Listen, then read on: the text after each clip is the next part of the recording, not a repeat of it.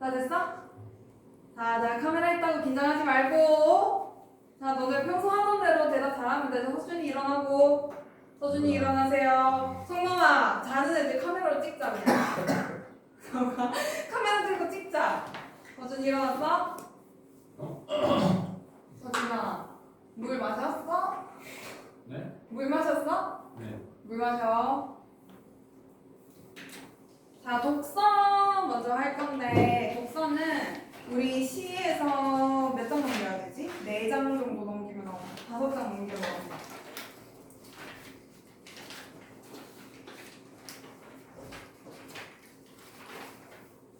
독서의 두 번째 시그널, 리딩.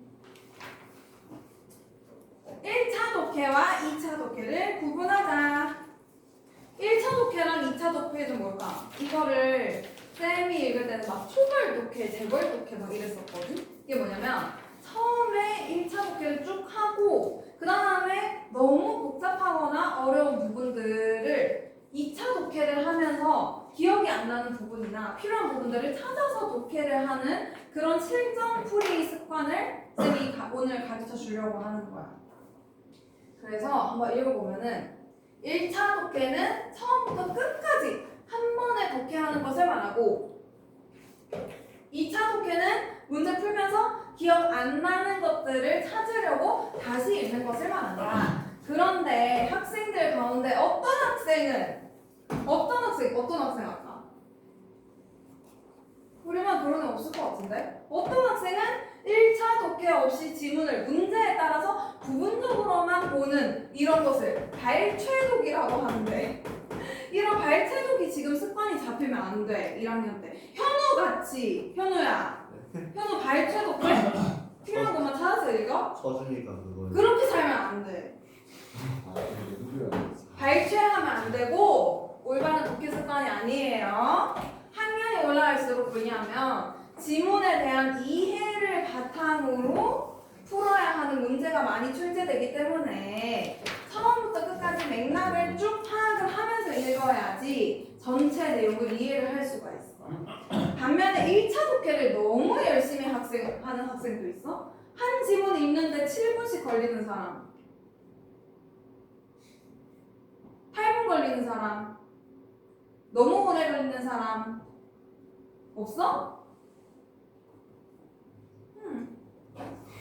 분명히 있을 텐데 1차 독해를 너무 열심히 하는 학생이 있는데 이런 독해도 너무 그렇게 좋은 습관은 아니다. 왜냐하면 1차 독해를 아무리 열심히 해도 문제 풀기 위해서는 2차 독해를 해야 하는 경우도 있고 독해 시간도 많이 걸리기 때문이에요.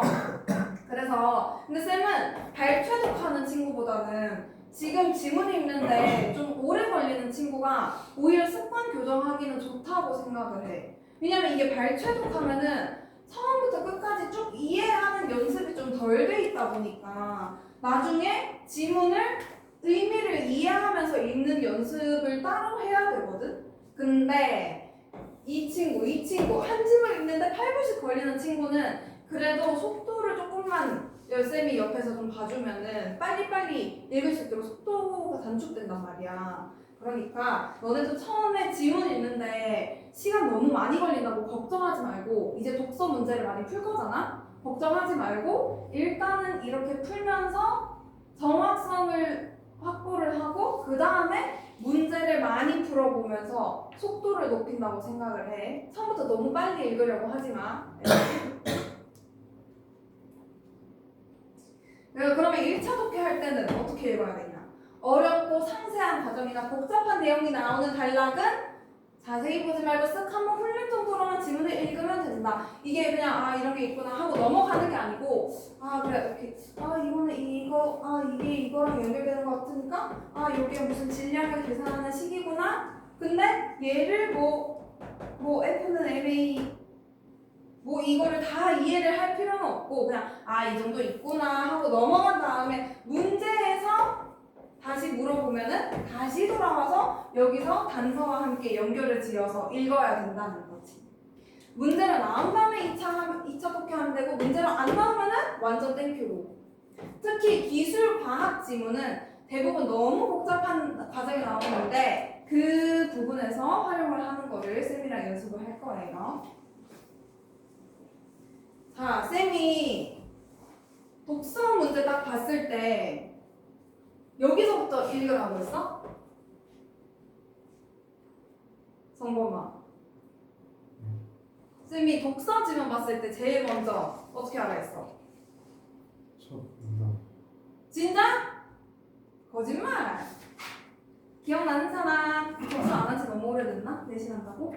서준아 기억나?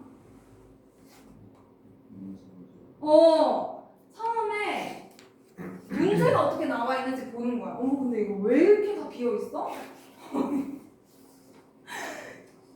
무슨 말풍선 채우기도 아니고 문제를 보는 거야. 여기는 문제가 하나밖에 안 나와 있지만 요게 문제라고 하면은 이 문제가 그림이 나와 있으니까 이 그림이랑 연결지어서 이해를 하면은 더 빠르게 이해를 할 수 있겠다. 이렇게 힌트를 얻고 시작을 하라고 했지. 그러면은 그 다음 페이지도 넘겨볼까? 한번 문제 어떻게 생겼는지 볼까? 첫 번째 내용 일치 문제고, 두 번째 보기에 그림 해석 적용하는 문제고, 세 번째 사례 적용 문제고. 그 다음 페이지에 과학 지문에 1번에 그림 있네? 이거 지문 읽을 때 같이 참고하면 좋겠지. 그 다음에 두 번째는 기억에 대한 설명이니까 기억을 좀 더 유심히 봐야겠다 하고 힌트를 얻고 시작을 하면 되겠지. 자, 다시 돌아와서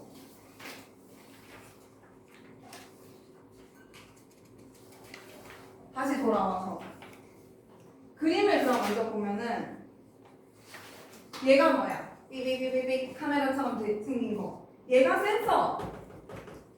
센서고 인형 뽑기처럼 생긴 거. 이거 원격 도구.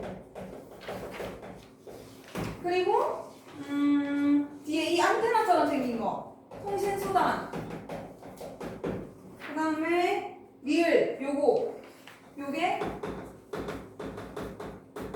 센서가 수집한 정보를 표시해주는 표시 장치.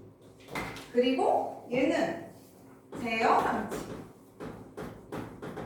장치가 너무 많아서 무슨 말인지 모르겠어 이렇게 생각을 할 수도 있지만 얘네가 뜻하는 바를 한 번만 한 2, 3초 정도만 더 생각해보면 돼.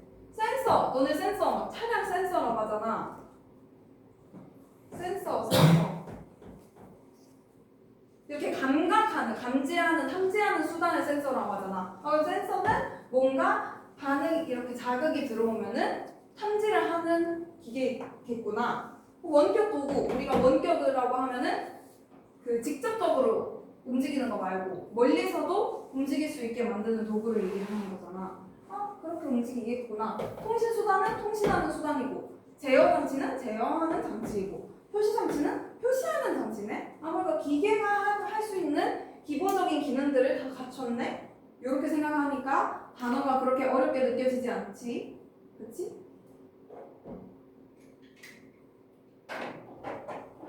자, 요 그림을 생각을 하면서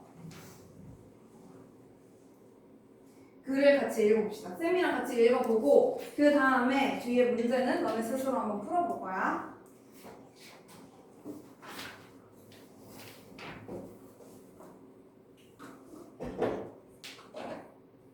자, 원격으로 조작되는 로봇은 인간의 접근이 불가능하거나 위험한 환경, 예컨대 위험한 환경, 예를 들어서 부연 설명해주고 있네. 원자력 발전소나 깊은 바닷속, 우주 공간 또는 사람의 혈관 안 등에서 임무를 수행할 수 있는데 지금까지의 가장 중요한 활동 부대 중 하나는 바닷속이었다. 인트로를 이렇게 깔았으니까 바닷속에서 원격 기계가 어떻게 조작이 되었는지 얘기해주겠네. 1985년에는 빙산과 충돌하여 침몰한 영국의 호와여객선 타이타닉호를 73년 만에 북대서양에서 찾아낸 것도 해저 탐사 로봇이다. 바닷속에서 작동했던 로봇의 예시를 얘기해주고 있고, 이러한 원격 로봇은 해저 케이블 매설에서부터 대륙붕 탐사, 해저 광물의 채취, 해저 지도의 작성에 이르기까지 다양하게 활용되고 있다. 얼마나 광범위하게 활용되는지도 얘기를 해주면서 지금 중심 화제가 뭘까? 우리 1단에서 중심 화제 찾기 연습했어. 1분단에서 중심 화제 찾기 연습했었지. 중심 화제 뭘까요? 민지야, 중심 화제가 뭘까?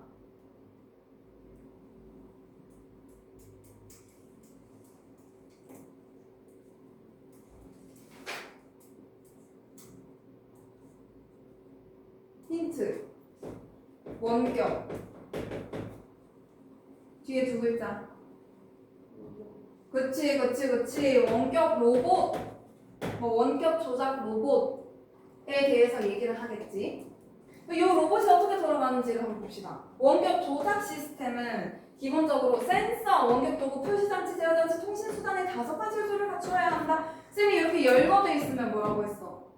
앞으로 이 순서대로 설명할게요 라는 표지라고 했지. 그럼 앞으로 센서 얘기하고, 그 다음에 원격 도구 얘기하고, 표시장치 얘기하고, 제어장치 얘기하고, 통신수단을 설명해주겠네. 요렇게 파악을 해놓고 뒤에 보는 거야. 아니나 다를까. 센서가 제일 먼저 나왔어. 분석할 때는 이렇게 1번 같이 동그라미 표시를 해줘서 글이 전체적으로 어떻게 구성되어 있는지 보면 좋아. 센서는 원격 로봇의 눈에, 원격 도구는 원격 로봇의 손발에 해당되며, 표시장치, 제어장치, 얘네들은 원격 로봇 조작하는 사람의 눈과 머리인 셈이다. 이렇게 비유를 통해서 이해를 돕고 있네. 이때 로봇과 사람은 통신 수단을 이용하여서 상황을 보고하고 활동 지시를 내리는 등 정보를 교환한다. 원격 로봇이 센서 1번이었지. 작업 상황과 주변 환경에 관한 정보를 수집해서 멀리 떨어져 있는 조작실로 보내면 앞에 사람이 있다 이러면은 표시 장치에 그대로 재현이 되겠지. 표시가 되는 거겠지. 조작실에서는 상황에 따라서 원격 로봇이 취할 행동을 결정하게 되고, 제어 장치, 즉 컴퓨터를 통해서 제어 장치라는 컴퓨터를 통해서 전달된 지시는 통신 수단을 통해 로봇에 전달된다. 제어 장치가 동그라미 3번이었지. 아니다, 4번. 표시 장치가 3번. 제어 장치가 4번. 통신 수단 5번. 제어 장치를 통해서 하달된 지시가 통신 수단을 통해서 로봇에 전달된다. 그러면 원격 로봇이 조작자의 지시대로 원격 도구를 사용해서 이렇게 머리에서 띡 뽑기가 나와가지고 이렇게 하는 거지. 이것을 행동에 옮기게 되는 것이다. 이제 로봇을 어떻게 움직이는지 좀 알았지? 센서에서 앞에 서준이가 있다. 이렇게 하면은 표시가 띠디디 돼가지고 컴퓨터가 그러면 제거한다 실시 이렇게 그러면은 안테나로 제거 이렇게 해가지고 얘가 원격 도구로 끼끼 해가지고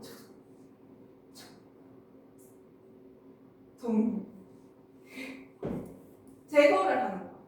그래서 이렇게 움직이는구나. 그러므로 원격 조작 시스템 운영의 성공과 실패는 인간과 기계 사이에 교환되는 정보의 종류와 분량, 정확성 등 정보가 가진 특성에 달려있다. 정보가 가진 특성이 뭐라고?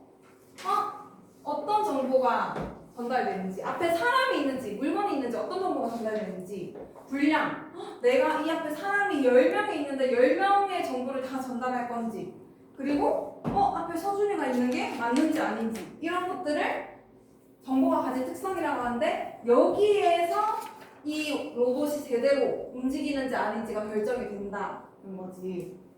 조작실의 조작자가 작업 환경에 대해서 생생하게 느낄수록 그만큼 더 정확하게 원격 로봇을 제어할 수 있으며, 원격 로봇이 조작자의 판단이나 지시를 생생하게 전달받을수록 그만큼 더 성공적으로 작업을 수행할 수 있기 때문이다.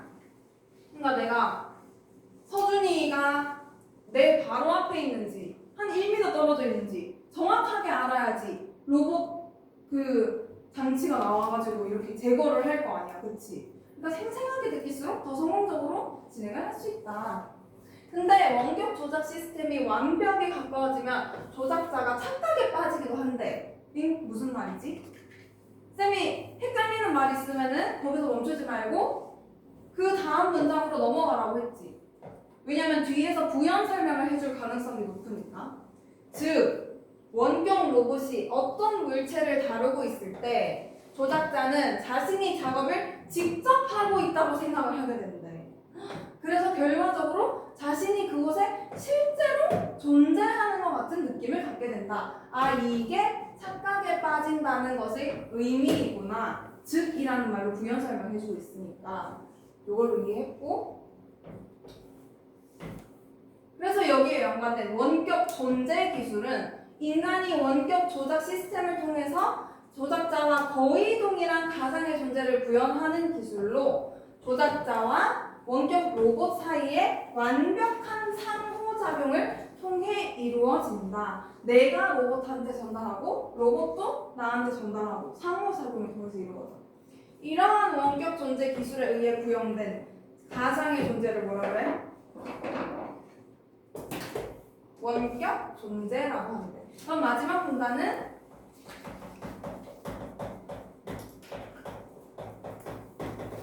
원격 존재 기술에 대해서 얘기를 하기 위해서 조작자의 착각에 대해서 얘기를 했지. 착각한다는 게 무슨 말이지?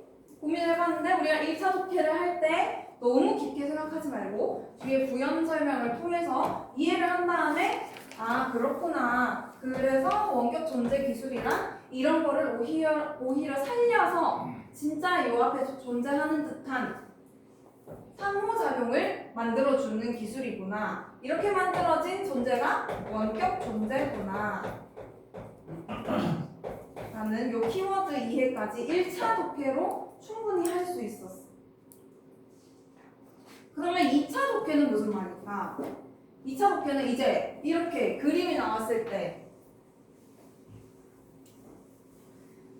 문제를 풀면서 한 번 더 정보를 확인하는 거야. 지금 여기 보이지가 않는데 뭐 가나다라마에서 이 정보가 정확하게 매치가 됐는지 기억이 나지 않는 부분은 본문이랑 같이 매치를 찾아가면서 다시 한번 풀어보는 거지. 다 한번 풀어봐봐.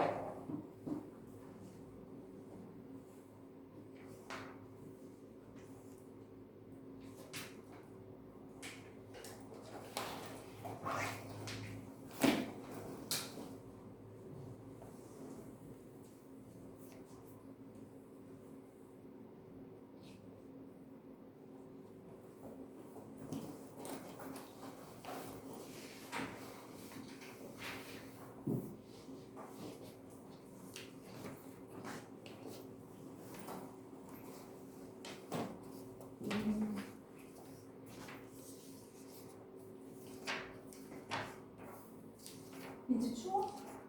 괜찮아? 수연아 추워? 나는 너무 더워 지금.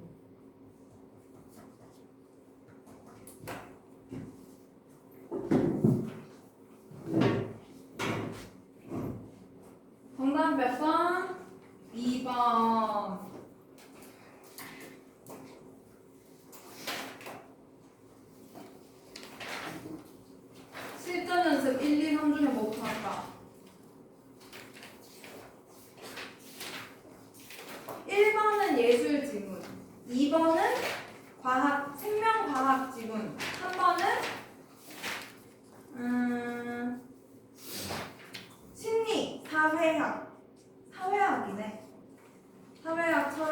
지문. 뭐부터 할까요? 자, 1번 손. 1번 없네? 예술 너네 어려워? 쉬워? 어려워? 성범이 어때? 예술. 적당히. 적당해? 다현이 어때? 예술 지문. 그냥 그래? 약간 싫어하는 것 같은데? 용화 어때? 괜찮아? 긍정적 의미야, 부정적 의미야? 아, 그래? 생명과학은? 자, 싫다 손. 싫다 2명. 남자 좋아하는 건가? 좋아하니까 생명과학 먼저 할까? 그냥 봅시다. 진짜? 네. 오, 생명과학 좋다 손. 윤우는? 손 든 거야? 싫어? 좋아? 괜찮다고? 다행이다. 그냥 과학 지문이 좀 수능에서 어렵게 나오면은 못 푸는 애들도 있거든. 그래서 과학을 별로 안 싫어해서 다행이다. 자, 그럼 실전 연습 3회 정신 분석학 프로이트 이런 거 어때? 뭐라고? 뭐 웅성웅성 거리는데? 자, 싫다 손. 하나 둘. 나머지 좋다야? 좋아? 다현이 어때? 아 그래? 관심이 이제 관심도 주기 싫다. 자, 주위에 수영이는 뭘 별로라고? 그래? 민지는 어때? 좋으면 오른손, 싫으면 왼손 들어. 왼손 들었다. 자, 서준이는 어때? 프로이트.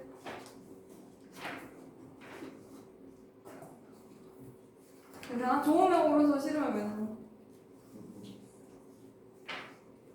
그러면 다들 10분 동안 프로이트 해야지. 선생님 이런 걸 왜 하실 거예요?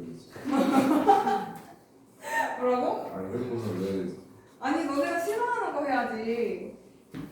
생명과학 근데 이거 되게 재밌는 거야. 그리고 너네 읽어보면 좀 쉬울걸? 자, 일단은 7분 줄 테니까 한번 읽고 풀어보자. 근데 잠깐 쌤 봐봐. 쌤이 아까 말했던 거 1차 독해 할 때 전반적으로 이해를 하면서 최대한 유기적으로 연결 지어서 이해를 하고, 그 다음에 여기 보면은 막 기역, 니은 뭐 이런 거 나와 있잖아. 가 이렇게 나와 있잖아. 이런 키워드들 어디 있는지 확인을 해놓은 다음에 문제 풀면서 내용 일치나 추론 문제에서 확인이 필요하면은 다시 돌아와서 찾는 연습 이렇게 해보는 거야. 자, 시작.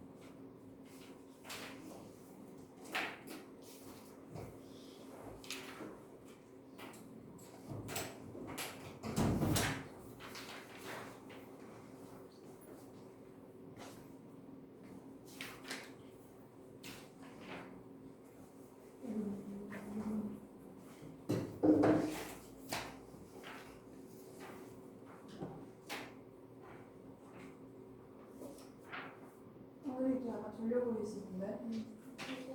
조금 피곤해?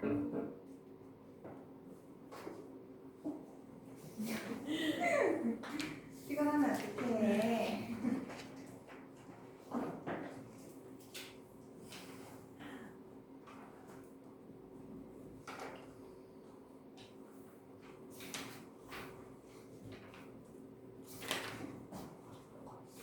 진짜 안 추워? 괜찮아?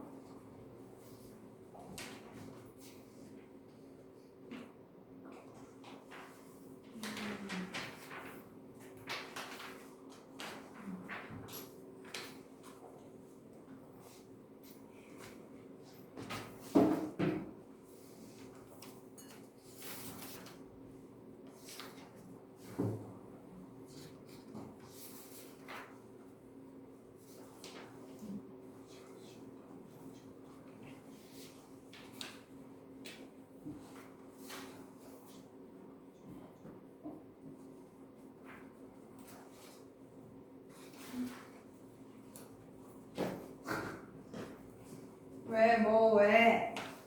선생님이 너무 잘 괴롭혀요. 왜? 누가 괴롭혀?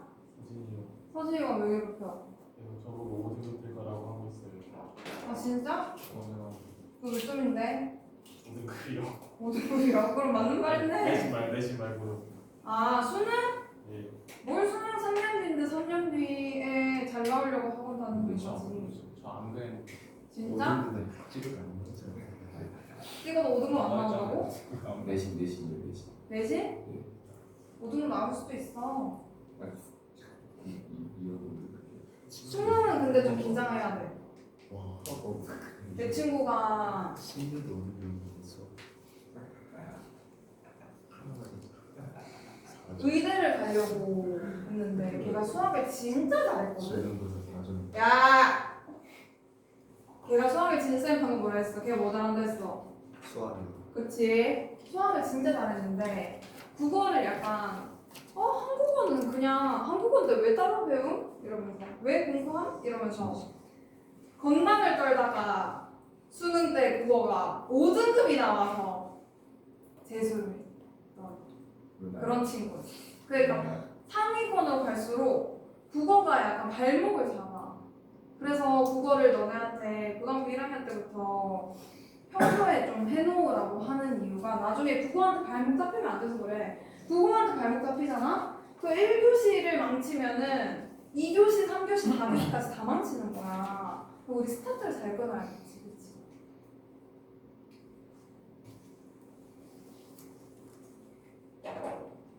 근데 쌤 때 그 수능에 그런 애도 있었어. 저번에 얘기해줬나? 어떤 애가 수능 보고 너무 못 본 것 같아서 국어를 치고 너무 못 본 것 같아서 집에 가려고 했거든? 너무 울면서 막 나 수능 망했어! 내년에 쳐야지! 이러면서 집에 가려고 했는데 그래도 수학을 해보자 이러면서 참고 수학 풀고 영어 풀고 탐구 풀고 해서 수능 저녁에 딱 매겼는데 국어가 100점인 거야. 그래서 헐! 그때 갔으면 어떡했어요? 어쩔 뻔했어. 그래서 걔 대학 잘 갔어. 그런데 걔 뉴스에 나왔었어. 그래서 뭐 수능 만점자였나? 무슨 1등급이었나? 아무튼 대단한 친구가 있었어요. 그러니까 우리는 그런 심리적인 우리의 어떠한 혼돈에 빠지면 안 된다. 무슨 말인지 알겠어? 멘탈 싸움이야, 멘탈 싸움. 수능은 진짜 멘탈 싸움이야. 내신도 마찬가지고. 내신 내는 쌤이 어떻게 하나 했어? 첫째 날 시험 쳤다는 사실을 두 번째 날은 까먹어야 돼. 첫째 날 성적 생각을 계속 하잖아? 그러면 두 번째 날도 망쳐. 그러니까 내가 어제 시험을 쳤나? 까먹어야 돼. 까먹고 수학 치고 까먹고 영어 치고 까먹고 과학 치고 그 다음에 성적 다 이렇게 정답표 나왔을 때 맞다 내가 수학을 쳤었지 이러면서 매겨보는 거야. 알겠지? 까먹어야 돼. 까먹어. 만약에 1학기 성적이 제대로 안 나온 친구들이 있다면 까먹어 그냥. 내가 1학기 성적이 잘 못 나왔다는 사실을 없애고 삭제시켜버려. 2학기부터 다시 시작인 거야. 그러니까 여름방학 때부터 잘 준비를 해서 2학기 때 성적 올리면 되겠지? 그치? 아니야? 아닌 사람 손 들어. 반대하는 사람 손 들어. 없어? 형은 저서 올리려고 하는데. 손 들면 집에 보내줄라 했는데 까비. 어? 진짜요? 지금. 아니? 까비. 자, 그래서 오늘은 심리에 대해서 배울 거야. 자, 요거는 프로이트의 사회학에 많이 나오는 주제 중에 하나인데, 너네가 오늘 쌤의 얘기를 들으면은 프로이트가 어떤 얘기를 했는지 대강이나마 파악을 할 수 있을 거고, 그거를 바탕으로 앞으로 사회 심리학 지문이 나오면 조금 더 이해하기가 편할 거야. 알겠지? 자, 일단은 문제가 어떻게 생겼는지 한번 보자. 문제가 처음에 강연의 제목을 지어주세요 라고 했는데, 요거는 전체 글의 전개 방식을 묻는 문제지. 전체 글의 전개 방식을 물어보고 거시적으로 물어보고, 그 다음에 기업과 니은 키워드의 김현아! 네? 처음에 1번 뭐 묻는다 했어? 귀엽다 님. 아니! 와 진짜. 와! 1번은 전개 방식, 2번은 기업과 니은이라는 키워드에 대한 내용 일치 문제. 그러니까 이 부분에서 내가 만약에 놓친 게 있거나 내용 확인을 해야 되는 문제가 있으면은 2차 독해로 해결을 하면 되겠지. 그 다음에 3번은 기업과 니은의 문제점을 제시를 하고 해결 방법으로 나온 가의 사례를 통해서 이 내용과 글의 내용과 보기에 적용을 해서 추론을 하는 문제였어. 근데 보기에는 두 가지 형태가 있거든. 첫 번째 형태는 지문에 대한 보충 설명. 그래서 지문의 등장 배경이나 아니면은 주요 인물, 그러니까 뭐 사상가, 철학자 이런 주장하는 사람들에 대한 정보나 아니면은 뭐 역사적 사실 같은 거 있잖아. 등등등. 얘를 읽으면은 지문을 좀 더 잘 이해를 할 수 있는 보기가 있고, 두 번째 보기로는 사례를 주는 보기가 있거든. 요런 거는 이제 좀 경제, 사회, 과학 지문에서 많이 나오는데, 요런 사례 문제는 이 지문에 대해서 적용을 해가지고 추론을 해내는 문제거든. 그러면은 내가 보기를 먼저 읽는다고 하면은 둘 중에 뭐를 읽어야 될까? 용화야, 1번, 2번 중에 1번을 먼저 읽어야지 지문을 이해하는데 도움이 되겠지. 근데 2번 사례는 읽을 필요 있어 없어? 굳이 읽어줄 필요 없어. 이거는 왜냐면 새로운 정보에 적용을 하는 거니까 얘는 지문을 이해하는데 그렇게 도움이 되진 않아. 지문을 다 읽고 나서 사례에 적용을 하면 돼. 근데 요즘은 추세가 독서 같은 경우에는 사례가 좀 많이 나오고, 문학 같은 경우에는 지문에 대한 보충 설명, 배경 설명이 좀 많이 나오거든. 그래서 문학은 보기를 먼저 읽어주면 좋고, 독서는 딱 봐서 사례 문제네? 그러면은 굳이 읽을 필요가 없어. 얘는 지문 읽기 전에 먼저 읽어야 될까 안 읽어야 될까? 별로? 안 읽어도 괜찮아. 새로운 사례에 적용하는 거니까.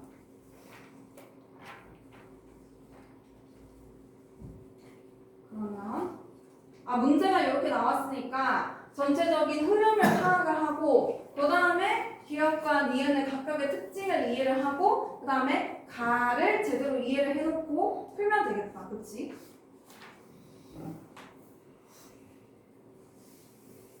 자, 실전 연습 3 1문단으로 돌아와서 볼게요.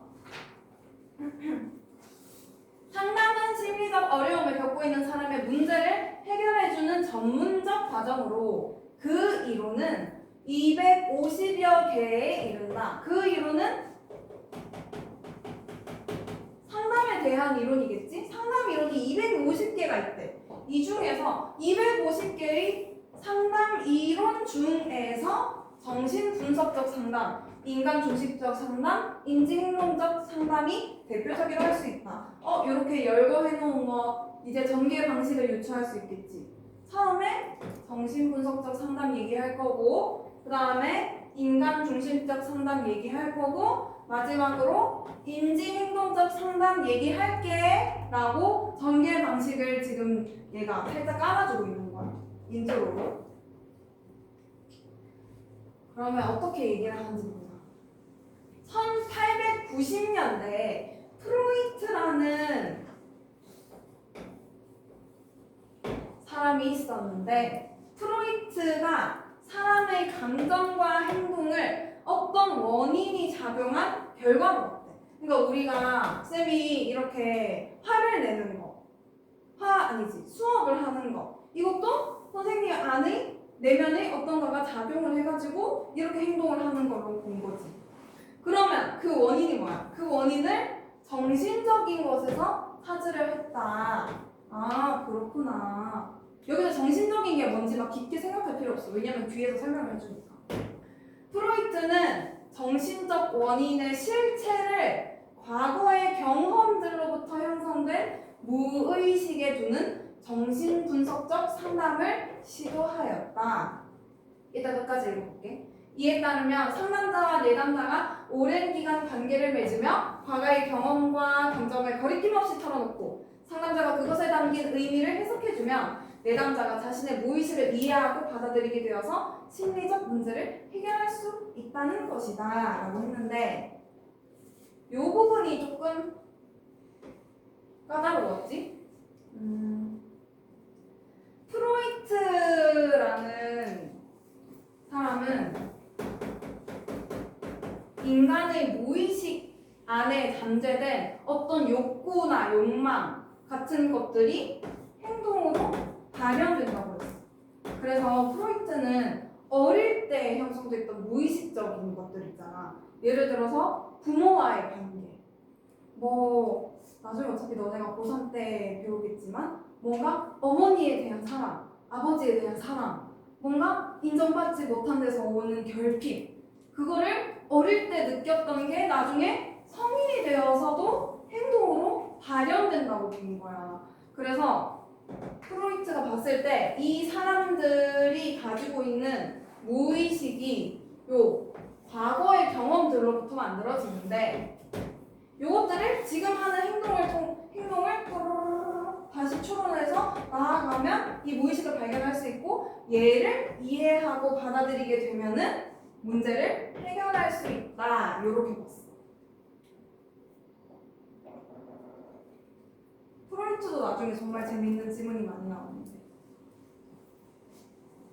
아무튼 프로이트는 과거의 무의식에서 인간의 행동의 원인을 봤고, 선생님이 여기서 하나 더 알려주고 싶은 게, 이제 고등학교 지문에 가면은 중학교 지문이랑 좀 차이가 나는 부분이 뭐냐면, 독서 지문에서 중학교는 만약에 무의식에 대해서 얘기를 한다 하면은 무의식이랑 정신적 원인의 실체를 과거의 경험들로부터 된 것이 대한 개념이다. 이런 식으로 A는 B이다 라고 개념을 제시를 해주거든. 근데 이제 고등학교 지문 올라가면서 좀 더 난이도가 높아지면은 B 한 A 이런 식으로 꾸며주는 문장으로 개념 정의를 넣어.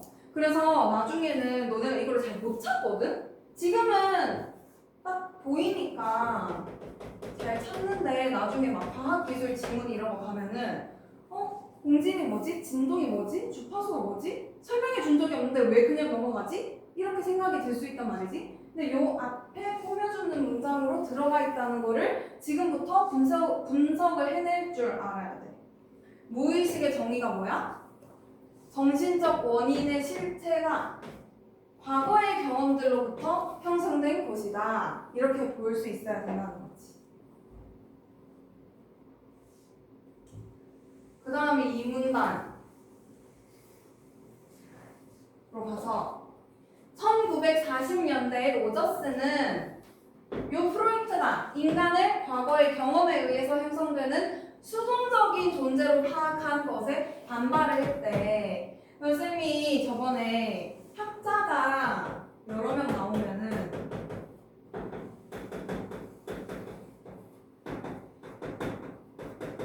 얘네들이 그냥 등장하지가 않고 학자 일이 한 주장에 대해서 반박을 하면서 등장을 한다고 했지.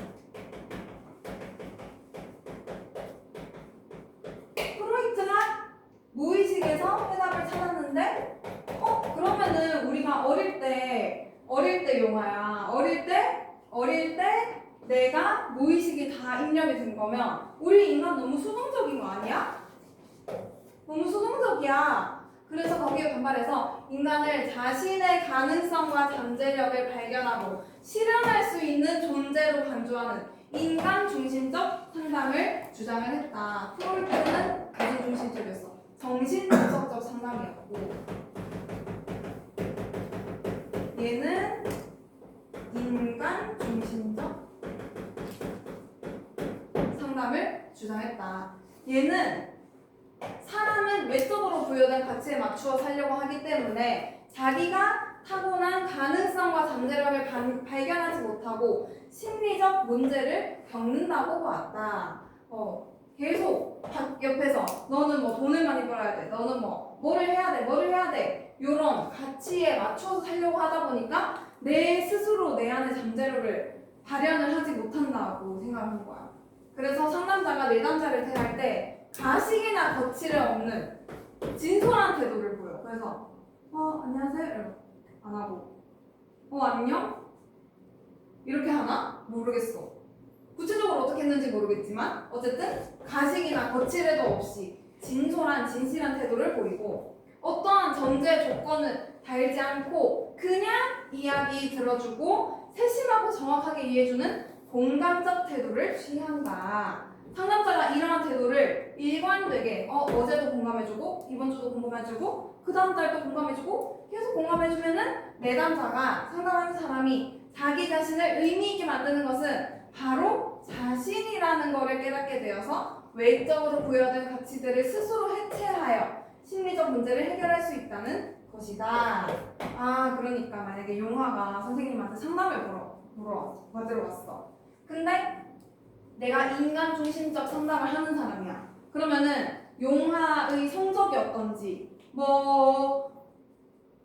얼마를 가졌는지 이런 거를 아무런 조건도 따지지 않고 그냥 용화 자체만을 계속 그냥 공감을 해주고 이해를 해주는 거야. 그럼 용화가 처음에는 약간 어색한데 하다가 그 다음 계속 상담이 반복될수록 저 사람이 나한테 저렇게 이해를 해주고 공감을 해주는 이유는 바로 내가 정말 가치 있는 사람이라서 그렇구나 라고 깨닫게 된다는 거야. 얼마나 좋은 상담 기법이야. 그래서 요런 로저스라는 아저씨가 자꾸 인간 중심적인 상담을 얘기했어. 요렇게 두 가지 개념이 나오면은 비교를 해줘야겠지? 이제 개념 간의 공통점과 차이점을 얘기를 할 건데 인간 중심적 상담은 이전의 상담과 달리 뭐뭐와 달리 요거 체크 이거 비교를 하는 지표 중에 하나야. 여기서 말하는 이전의 상담은 뭘까요? 이전의 상담은 프로이트가 얘기한 정신분석적 상담을 얘기를 하겠지?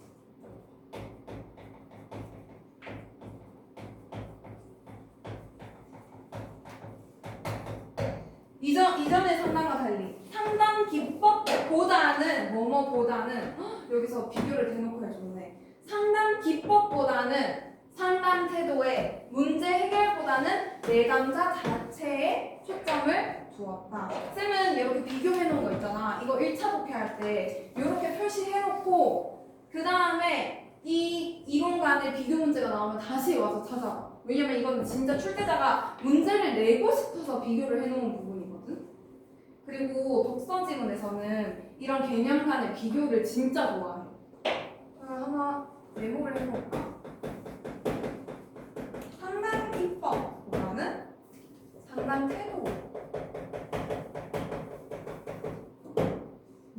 해결보다는 내담자 자체. 이 문제 세 문제에서는 활용이 안 되겠지만 만약에 쌤이 이거를 어렵게 낸다 하면은 여기서 이전 기법의 방법을 추론하는 문제를 낼 거야. 봐봐. 요게 기억이고 요게 니은이면은 애들이 상담 태도와 내담자 자체에만 이제 강점을 둔 인간 중심적 상담 기법에 대해서는 얘기를 하는데 알 수 있는데 그와 반대로 그 전 기법에 대해서는 추론을 하기 어려워한단 말이지. 그러니까 2학년, 3학년이 되면은 이 말에서 거꾸로 이전의 기법에 대해서 추론을 하는 문제를 낼 수 있다는 거. 이런 식으로 점점 문제가 발전을 할 거야. 듣고 있어? 졸린 사람.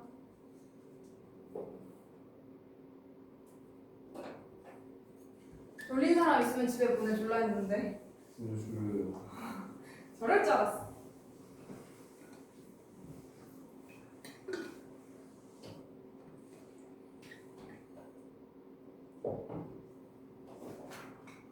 자, 인간중심적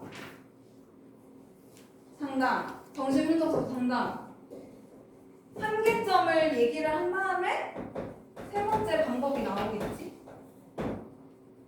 그런데 정신분석적 상담은 장기적으로 진행되어 비효율적이고 인간중심적 상담은 심리적 문제 자체에 초점을 맞추지 못했다. 한계점이 등장을 했다. 그래서 1960년대 앨리스라는 사람이 심리적 문제 그 자체에 초점을 맞추면서 서도 단기적인 해결을 중요시하는 이거 해결하고 이거 해결해주는 그런 해결 방법을 인지행동적 상담을 제안을 했다. 인지행동적 상담에서는 인간의 인지 방식에 초점을 맞춘다. 인지를 해서 어떻게 행동하는지에 초점을 맞추겠네. 그래서 사람은 감정, 행동을 어떻게 인지하고 받아들이냐에 따라서 영향을 받는다고 주장한다. 앨리스에 따르면 정서적 문제를 겪는 이유는 구체적인 사건들 때문이 아니라 뭐뭐가 아니라 이거 표시 하나 했지. 뭐뭐 때문이 아니라 이런 역적의 접속사는 꼭 표시를 해놔야 돼. 왜냐면 출제자가 이런 비교, 차이점에 대해서 비교하는 문제를 되게 좋아하니까. 때문이 아니라 그 사건을 인지하고 받아들이는 방식이 잘못되었기 때문이다. 그러니까 내가 어릴 때 무슨 일이 일어났다. 이게 중요한 게 아니고 그 무슨 일이 일어난 거에 대해서 내가 어떻게 받아들이냐가 중요하다는 거지. 이 잘못된 사고방식의 뿌리에는 비합리적인 신념들이 깔려있기 때문이다. 비합리적인 신념이란 여기서는 개념 정의를 친절하게 해줬네. 반드시 뭐뭐 해야 한다. 결코 뭐뭐 할 수 없다와 같이 융통성이 없거나 현실적으로 실현 불가능한 생각을 말한다. 그래서 예를 들어서 결코 나는 1등급을 받을 수 없다 라던가 반드시 너네 그런 거 있어? 반드시 뭐 해야 한다. 수연이 있어? 없어? 난 예전에 뭐 있었는데. 쌤은 예전에 어릴 때 왼쪽으로 3번 씹잖아? 그러면 오른쪽으로 3번 씹어야 되는 약간 그런 게 있었어. 너희 그런 거 약간 있지 않아? 너네 그런 거 없었어? 반드시 좌우 대칭을 맞추어서 음식을 씹어야 한다. 이런 완전히 합리적이지 못한 근거도 없고 이성적이지도 않고 객관적이지도 않은 그런 신념을 발견을 해야 된다는 거야. 그래서 상담자는 상담 과정에서 내담자의 비합리적 신념을 찾아서 그 부당성을 적극적으로 논박하여 합리적인 신념으로 변환시키게 된다. 이런 과정을 통해서 내담자는 정서적인 건강을 되찾게 되는 효과를 얻는다는 것이다. 그래서 결코 1등급을 받을 수 없다. 그렇게 생각하지 마시고 내가 1등급 받을 수도 있다라고 생각을 해보세요. 이런 식으로 정신건강을 찾아주는 거지. 그래서 문제 자체는 좀 쉬웠어. 1번에 몇 번? 1번에 3번. 대표적인 상담 이론 3가지의 흐름과 특징인데 흐름이 나올 때 있잖아. 너네 앞에 문제에서 지문에서 연도 구체적인 시간이란 연도가 나왔던 거 기억나? 이게 요 지문에서는 쉽게 나왔는데 나중에 너네가 사회 경제 지문 같은 거 보면은 뭐 1920년대, 1950년대 이런 식으로 표시하거나 11세기, 뭐 18세기, 21세기 이런 식으로 글의 제시를 직접적으로 해줄 때가 있거든? 그럴 때 전개 방식으로 시간의 흐름에 따라서 변화 과정을 소개를 하고 있다라는 식으로 문제가 출제가 굉장히 많이 돼. 근데 너네가 이런 시간적 표시를 많이 놓쳐서 시간의 흐름이라는 거를 좀 놓칠 수 있단 말이야. 그러니까 이런 시간 표시 나오면은 뭐 동그라미 쳐놔도 되고 표시를 해놓으면 좋겠어. 그리고 여기서 안 나왔지만 뭐 1920년대에 만들어진 어떠한 이론에서는 어떠어떠하다. 뭐 1950년대에 제시된 이론에서는 어떠어떠하다. 라는 식으로 시간적 표시를 가지고 문제를 만들 수 있으니까 꼭 표시를 해놨으면 좋겠고 이번에는 정답이 몇 번이야? 이번에는 5번. 나머지는 다 쌤이 아까 지문 읽으면서 했던 거고 니은에서는 상담자가 내담자에게 구체적인 문제 해결 방법을 제시를 하는 게 아니지. 내가 아까 쌤이 용화한테 상담했던 거 기억나지? 용화가 예를 들어 상담 받으면은 계속 나한테 공감해주고 이해해주는 거 보니까 내가 정말 소중한 사람인가 봐 이렇게 생각을 하도록 만든다는 거야. 만약 마지막으로 3번 3번에 윤우야 정답 몇 번 했어? 3번? 자 3번 한 사람 4번 한 사람 오케이 2명 5번 한 사람 1번 한 사람 2번 한 사람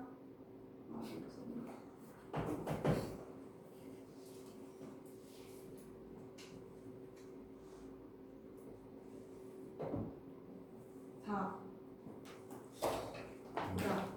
계속 기분이 우울하고 뭘 해도 자신감이 없어요.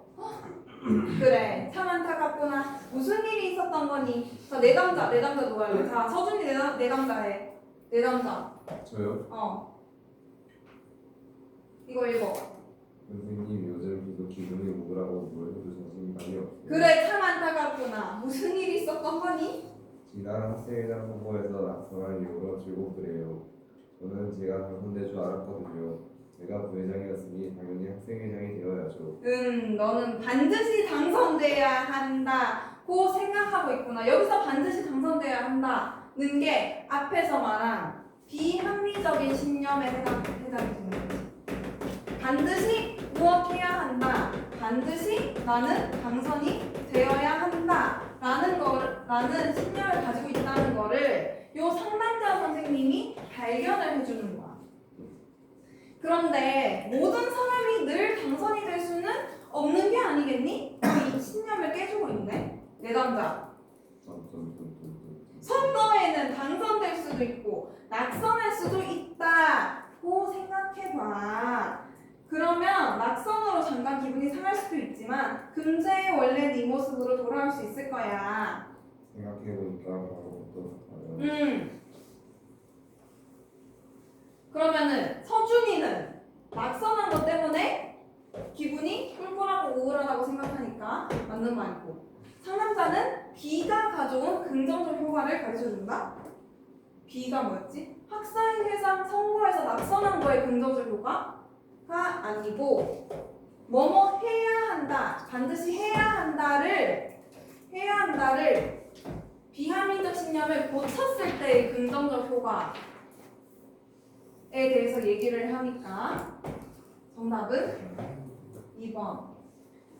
3번 C는 융통성 없는 비합리적 신념에 해당한다. 맞고 4번 상담자는 C의 비합리성을 부당함을 D와 같이 논박한다. 논리적으로 반박한다는 뜻인데 D 반드시 당선돼야 된다. 반드시 뭐뭐 해야 한다는 게 반드시는 100%라는 건데 항상 그럴 수는 없잖아 라고 논박하고 있으니까 4번은 맞는 선지. 5번 C를 E와 같이 바꾸면 심리적 문제는 해결될 수 있다. 여기서 말한 해결책 방법 중에 하나였으니까 맞는 말이에요.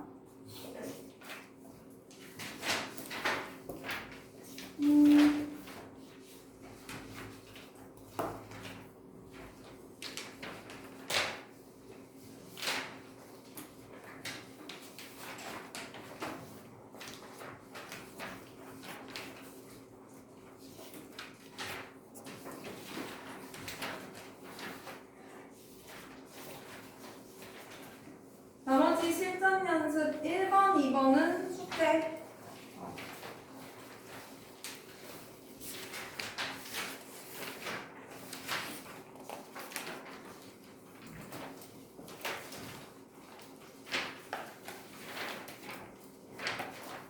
그 다음에 우리 재밌는 소설로 가보자.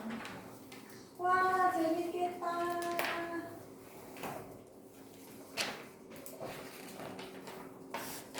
재미없다고 생각하는 사람 손 들어. 그 친구들. 서준이 엎드려 뻗쳐. 알겠어요. 집에 보내주신다는 거였어요. 내가 언제? 몇번 다안 들었으면 진짜 들었을 집에 보내주려고 이런 거지 않지. 뭐라고? 100번 만약 다안 들었으면은 100번 들었을 집에 보내주려고 이런 거였어. 그래서 들었잖아요. 집 보내주고. 아닌데? 아니. 응? 좀 몸이 너무 안 좋아요. 나도 안 좋아. 내가 제일 안 좋을걸? 여기서? 아니 제가 진짜 안 좋아요. 내가 진짜 안 좋아, 내가. 선생님 막 기침하잖아요. 진짜 집 가야 돼. 나도 가야 돼. 내가 제일 가고 싶어. 집에 가고 싶은 사람 손 들어. 저요. 저요. 보내주세요. 뭐라고? 보내주세요. 나도 가고 싶어. 자, 여기가 내 집이다. 선생님 저거 자도 돼요? 안 돼. 내 집이다 생각하려 했어요. 생각만 그렇게 하라고. 생각만 바꿔요.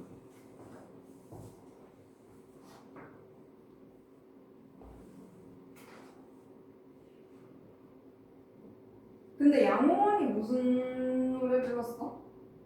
양호는? 인디고? 인디고. 무슨 인디고 뭐 어쩌고. 선생님 현우가 인디고 진짜 잘 불렀어요. 뭔데 인디고? 네, 현우가 인디고 진짜 잘 불렀어.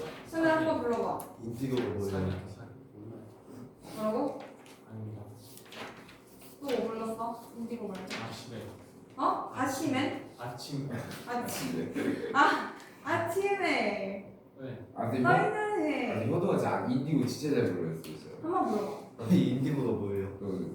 그러면은 양호원 파트가 불러. 한번 불러봐. 인천 네, 디자인. 화장품. 선생님 인디고이가 인천 디자인 코드가 불러. 뭐라고? 인천 디자인 코드가 불러. 인디고. 그래. 선생님 인디고 나왔어요. 그래. 아 재미없다 진짜. 오. 선생님 왜 그러세요, 선생님? 오.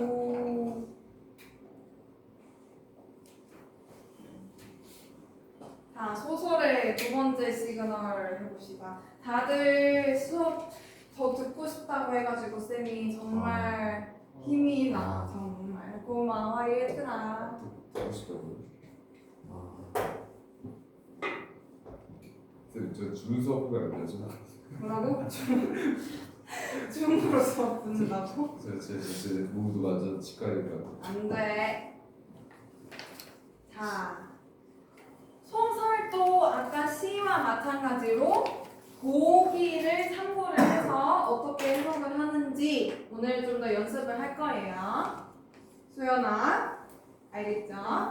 자, 1번 뭐라고 적혀 있어, 수연아? 보기의 해설을 참조하자. 왜 참조를 해야 될까? 시랑 똑같아. 문학은 해석의 여지가 너무 다양하기 때문에 보기에서 원하는 출제자의 관점대로 우리가 해석을 해줘야 되는 거야. 자,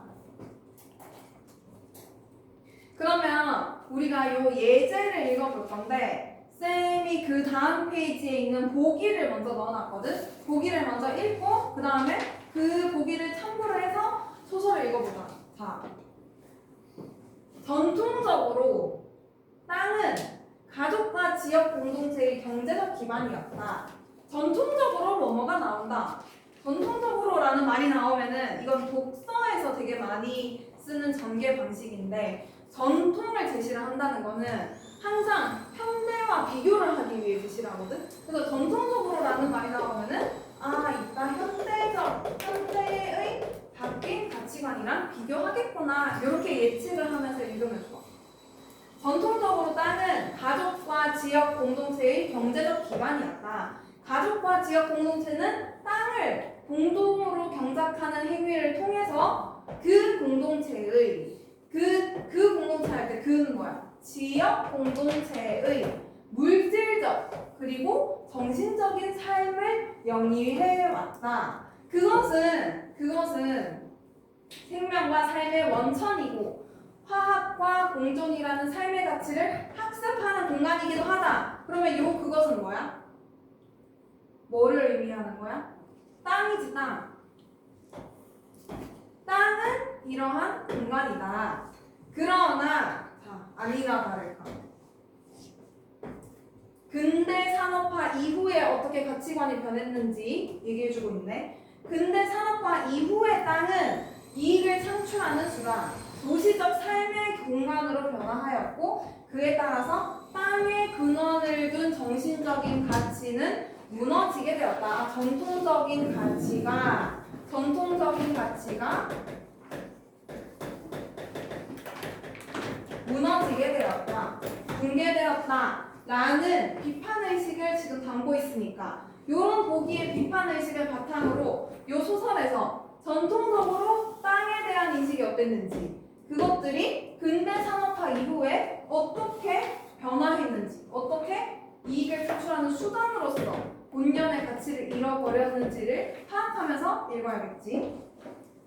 그러면 한번 이 예제를 읽기 전에 뒤에 알아낼 정보를 한번 채워보자. 보기를 통해 첫 번째 동그라미 알아낼 정보 오른쪽에 보이지? 오른쪽에 알아낼 정보 첫 번째 동그라미 보기를 통해서 이 소설에서 땅을 정신적 가치로 생각하는 전통적 가치관과 물질적, 이익적 가치로 생각하는 근대적 가치관의 땡땡이 표출될 것이다. 두둥. 찬영아, 뭐가 들어갈까? 갈게. 그렇지. 갈등이 표출될 것이다. 답지 본 거 아니지? 됐어요. 봤다고? 그래? 자, 두 번째 동그라미. 작가는 땅의 화학과 공존의 가치, 정신적 가치를 중요시할 것이므로 땅을 물질적, 이익적 가치로 생각하는 세태를 수연아, 무엇으로 볼 것이다? 그렇지. 답지 본 거 아니지? 거짓말! 봤잖아! 자, 세 번째 동그라미. 제목인 마지막 땅은 정신적 가치가 무너져버린 서준아, 김서준이. 자, 땡땡의 모습을 의미할 것이다. 뭐가 들어갈까? 그치. 봤지 봤어? 그래. 그래도 무슨 말인지 알겠지?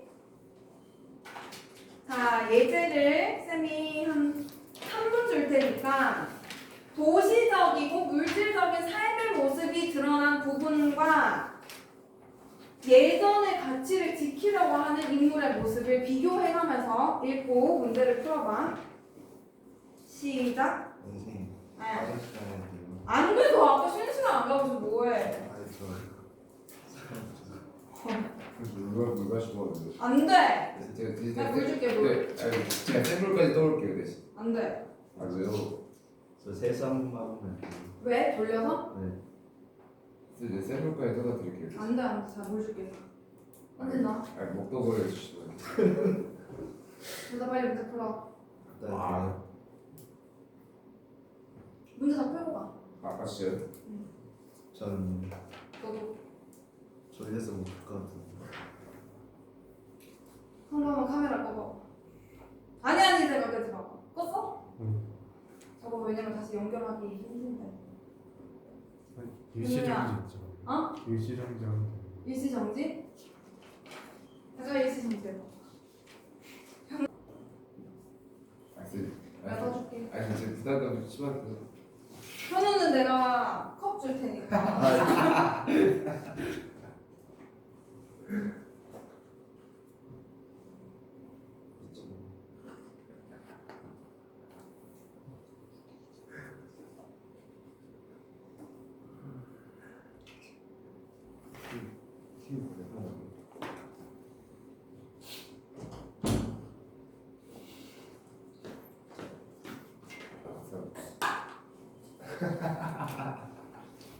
저거 해주시는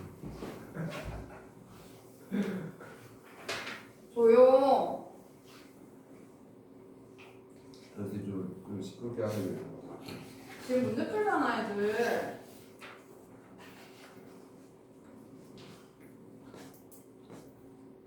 자, 예제 몇 번 했어요?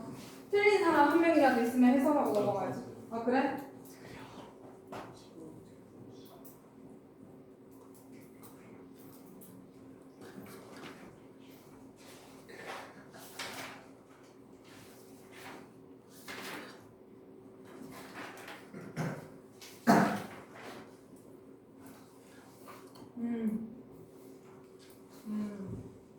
오케이.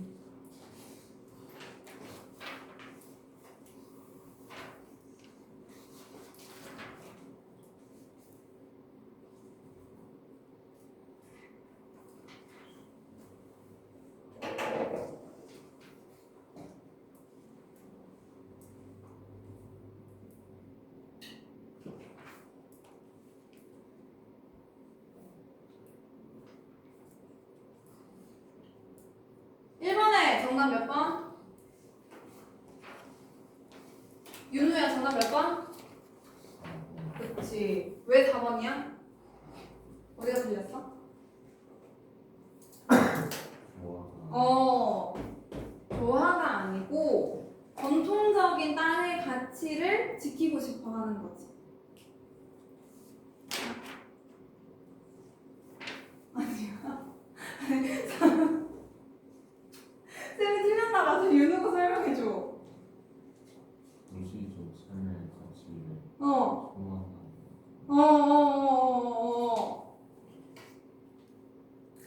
왜 어디 나와 있어? 정확한 근거가 어디 있게?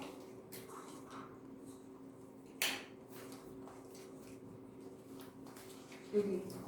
원미동 사람들은 어쨌거나 모두 서울의 끈앞풀들이었다. 그러니까 현대적인 가치, 도시적인, 빨리 막 효율적인, 경제적인 그런 거를 원하는 사람들이니까 조화를 원했다는 말은 틀렸어요.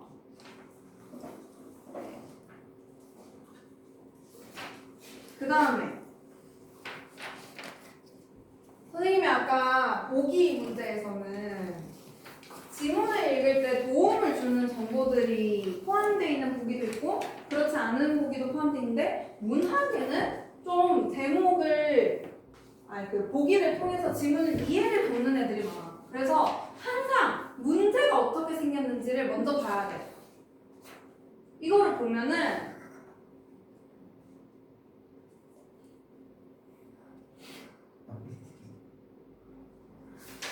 서준아, 아니 이거 저는 이상한 거예요.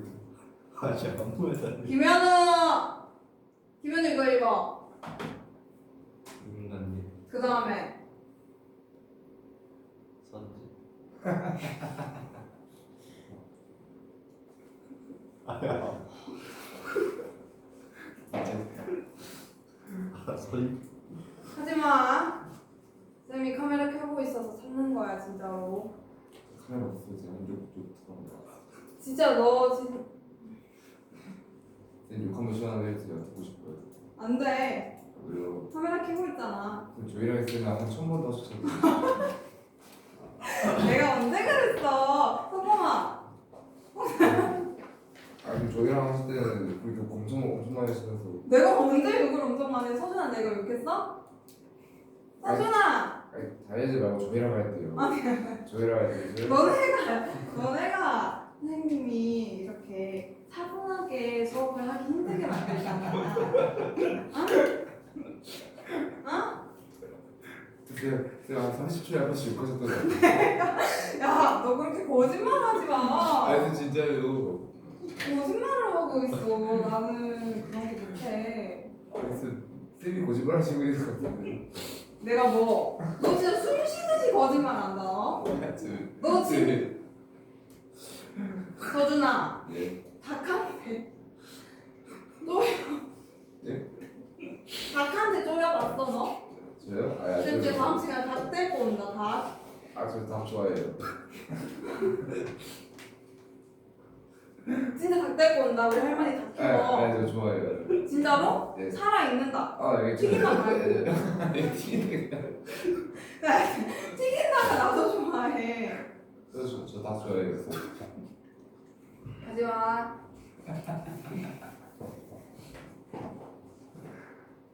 성범은 어떡할까 쟤네. 뭐 카메라 끈다고? 성범이가 카메라 이렇게 쳐다봤는데? 자,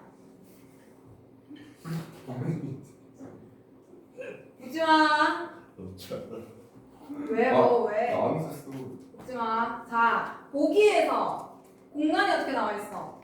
인간들이 살고 있는 세상.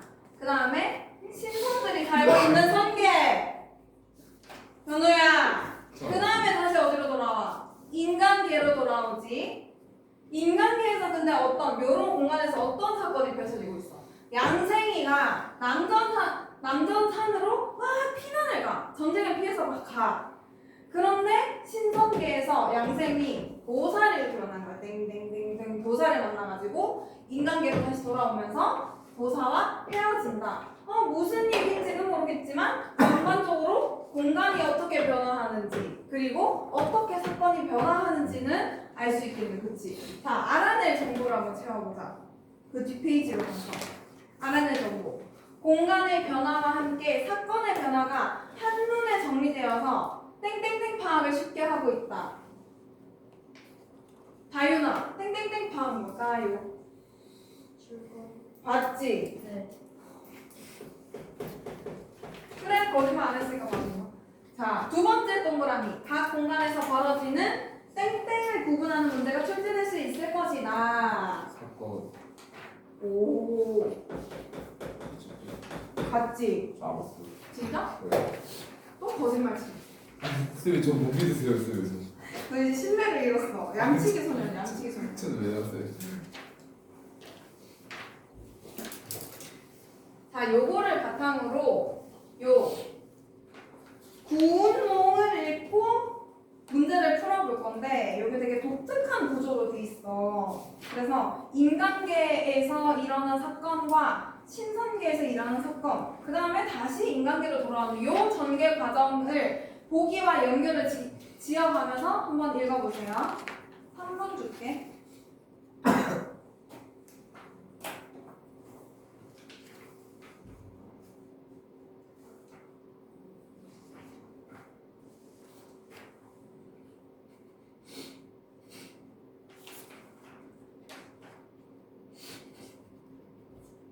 웃지 마라.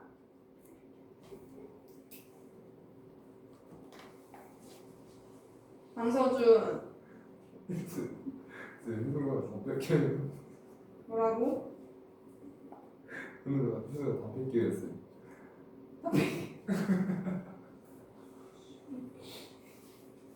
나 진짜 힘들었어. 김현우, 너 진짜 책 뺏는다.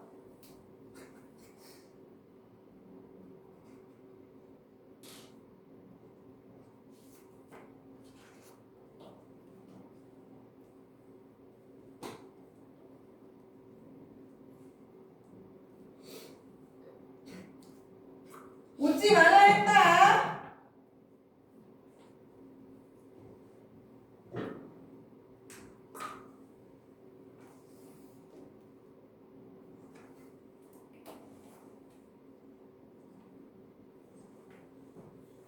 요새 저 화장실 빨리 가면 조용히 하라고. 저 살짝 안 돼. 나 서준이 남은 물 몰라. 예? 서준이 남은 물로 세수해.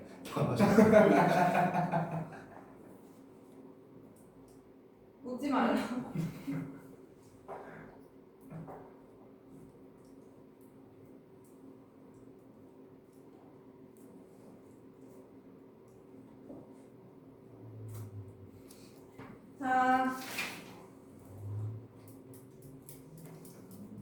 몇 번 했어?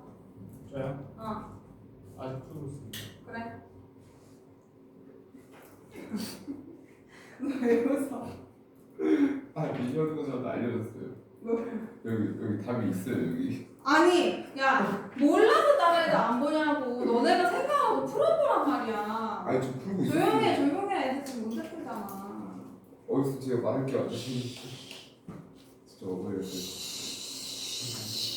아 제가 진짜 삐져였어요. 진짜 쫀다, 진짜로. 닭처럼. 이제 여기 있는 거야? 문제 많다. 다현아, 어떡할 거잖아. 튀겨버릴까? 저희 튀기더라고요. 어. 왜? 맞췄는데? 왜 저래? 내가 이제 못 먹나. 진짜 진짜 사랑하는 거.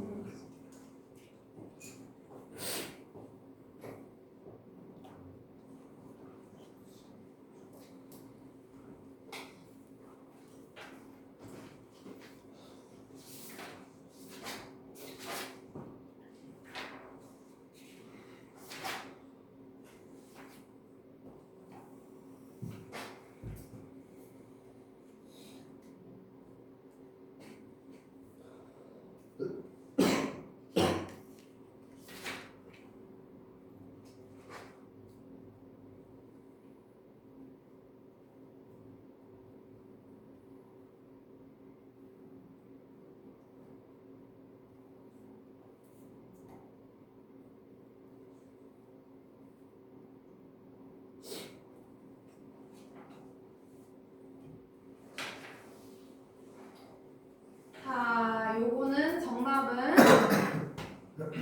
4번. 스승을 찾기 위해 성계를 방문한 게 아니라 성계를 방문을 했더니 보살을 우연찮게 만나게 된 거지. 5번에 고난의 과정 없이 인간계, 선계, 인간계로 이동하였다. 요거는 왜 맞는 말이냐면 이거는 장소에서 장소로 이동을 할 때 고난의 과정이 있었느냐 없었느냐를 묻는 건데 사실 이 주인공 양생은 본인이 막 노력을 해서 선계로 갔다가 인간계로 온 게 아니고 좀 본인의 의지와는 상관없이 이렇게 피난 갔더니 애기가 일로 오라 해가지고 선계에 가. 그러고 나서 우연찮게 다시 인간계로. 이런 과정이 있기 때문에 정답은 4번이에요.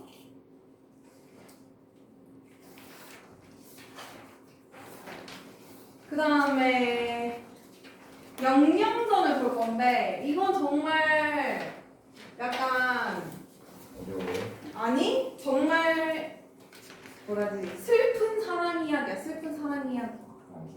슬픈 사랑 이야기인 거를 어떻게 할 수 있느냐? 보기에서 우리가 줄거리를 어느 정도 알 수 있어. 공간 1에서 보면은 김생과 영영이 은밀히 만나가지고 조용히 해라. 자, 은밀히 만난 후에 헤어졌어. 그리고 두 번째 공간에서 김생이 3일 육아를 했어. 그리고 나서 김생이 영영과 재회를 하고 3일 육아는 이따 지문 읽으면서 너네가 한번 찾아봐. 3일 육아가 뭔지 나와 있어. 그리고 공간 3에서 어떤 일이 펼쳐지는지 이 사건의 전개에 대해서 물어보는 보기 문제였고 이 보기 문제를 통해서 우리가 줄거리를 어느 정도 파악을 할 수 있어. 그렇지?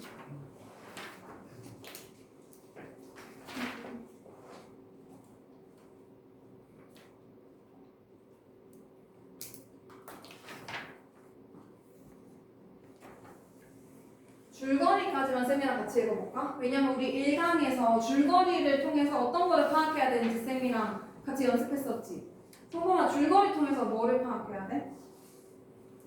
등장인물. 등장인물 그리고 배경. 사건. 그치. 인물 사이의 사건을 파악을 하면서 윤호야 쌤이 뭐를 그리라고 했는데 뭐라 했어? 기억나? 오! 관계도를 그리라고 했었지 서준아. 그치.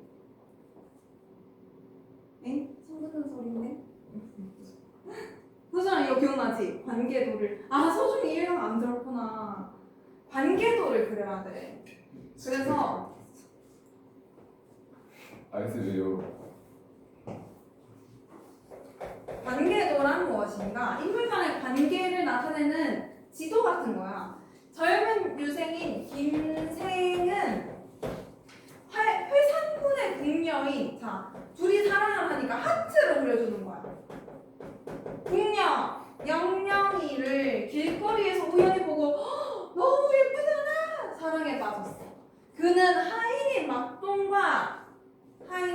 막동이랑 영영의 이모인 노파의 도움을 받아서 노파의 집에서 영영을 만나서 사랑을 고백하고, 영영이 거처하는 살고 있는 궁에서 자 우리 다시 만납시다 이렇게 약속을 하는데, 얼마 후 김생은 몰래 궁으로 들어가 영영을 만나 사랑을 나눈다.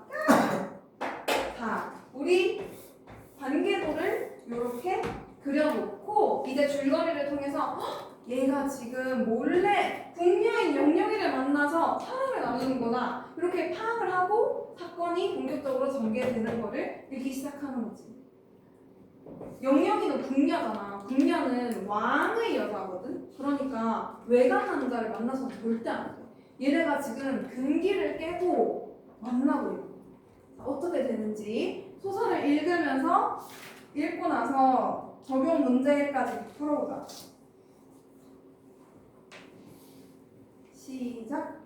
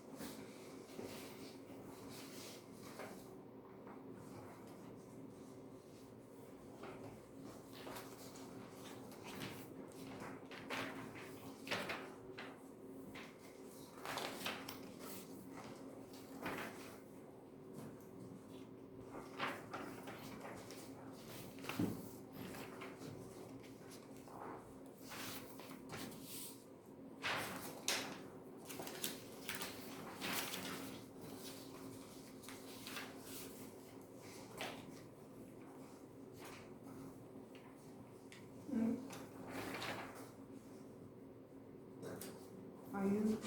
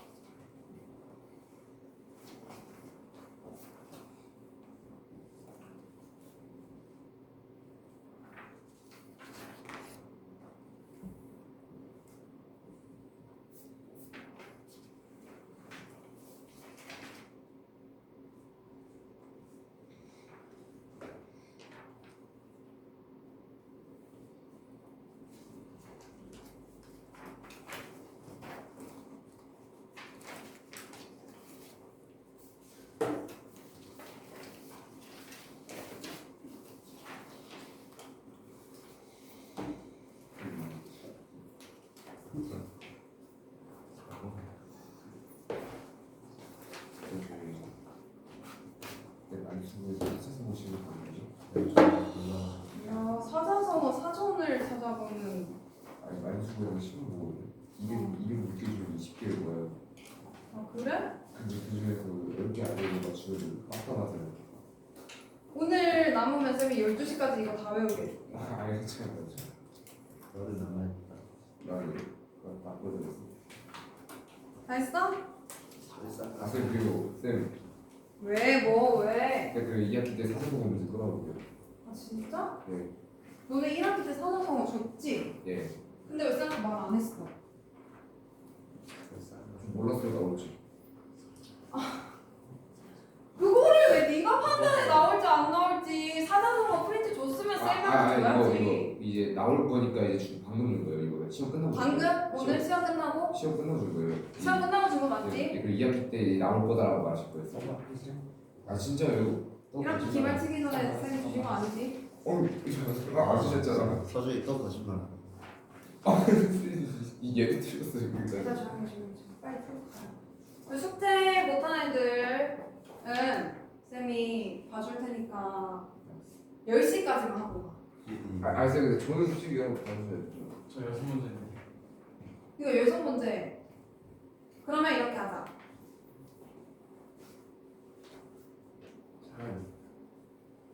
아, 그냥 10시까지 한 20분만 하고 가.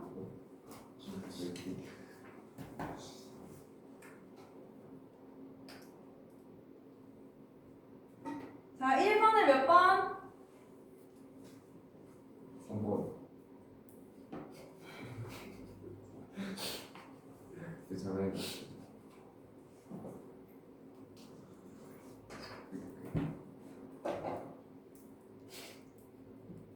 1번에 해상군 부인이 영영의 심정을 이해하여서 만나게 한 게 아니고 그냥 여기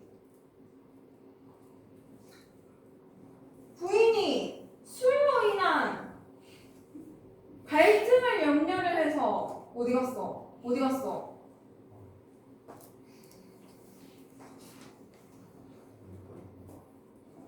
어디 갔어? 지금 못 찾겠다.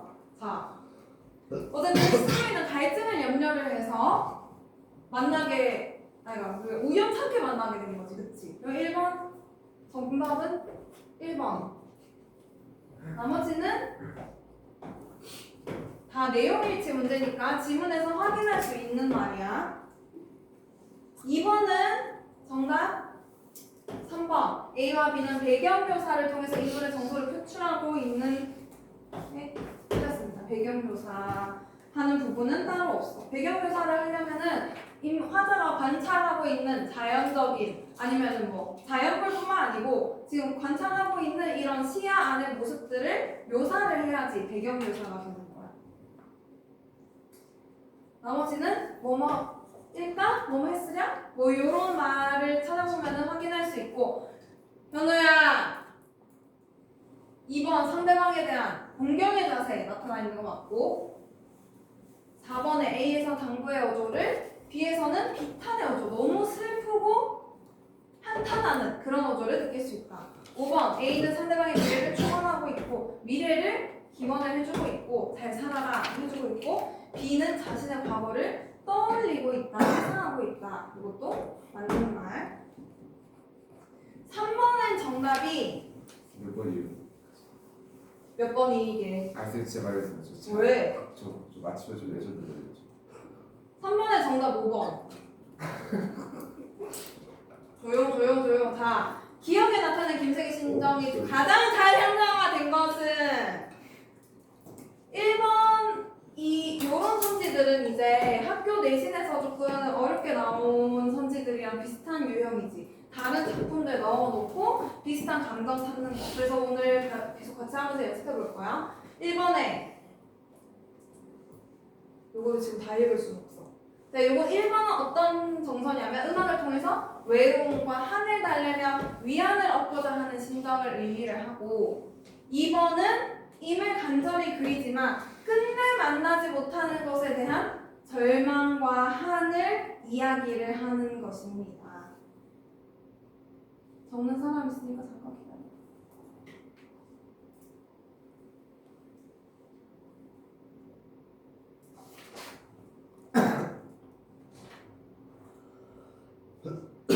요런 거를 볼 때 정서뿐만 아니라 요런 시 안에 나와 있는 상황까지 기억이랑 잘 매치가 되는지를 골라요. 똑같이 한과 외로움과 뭐 절망이지만은 얘는 끝내 만나지 못하는 상황인 거지. 그리고 얘는 지금 음악을 링가링가링가 하면서 위안을 얻고 있고 3번은 죽음을 앞두고 임과 헤어지는 슬픔, 이루지 못한 사랑에 대한 원망과 한을 나타내는 시조이고 4번은 지나간 영화로운 시절을 회상하면서 느끼는 허무함과 비애를 이야기를 하고 있고 마지막에 5번은 사랑하는 사람과의 이별로 인한 애절한 슬픔과 그리움 깊은 한을 얘기를 하고 있으니까 상황과 정서 둘 다 맞아떨어지는 거는 5번. 4번은 정답 몇 개? 2번. 진퇴유목이 이러지도 저러지도 못하고 꼼짝할 수 없는 경지를 얘기를 하는 거야. 과거 오면은 뭐야? 이쪽 저쪽을 돌아보면서 앞뒤를 재고 막 망설이는 거를 좌고 오면이라고. 좌불안석은 앉아도 막 자리가 편하지 않다. 막 어쩔 줄 몰라가는 거고. 점점 반측은 누워서 이렇게 누웠다가 저렇게 누웠다가 막 계속 생각에 잠겨서 잠을 이루지 못하는 걱정이 많은 상태를 얘기를 하는 거예요. 설상가상 뭔 뜻이게? 정확하게는 눈 위에 서리가 덮인다. 그래서 상황이 안 그래도 안 좋은데 점점 악화된다. 이거를 설상가상이라고 해. 자, 오늘 수업 여기까지 하고 숙제 안 한 사람들 10시까지만 하고 가요. 선생님 저 진짜 그러면 말했어요. 쌤이 다시 안 그래줄게. 빨리 쳐. 선생님 저 근데 저 저번주 아팠잖아요. 빨리 쳐. 진짜 10시까지 가요. 자, 저 아팠잖아요.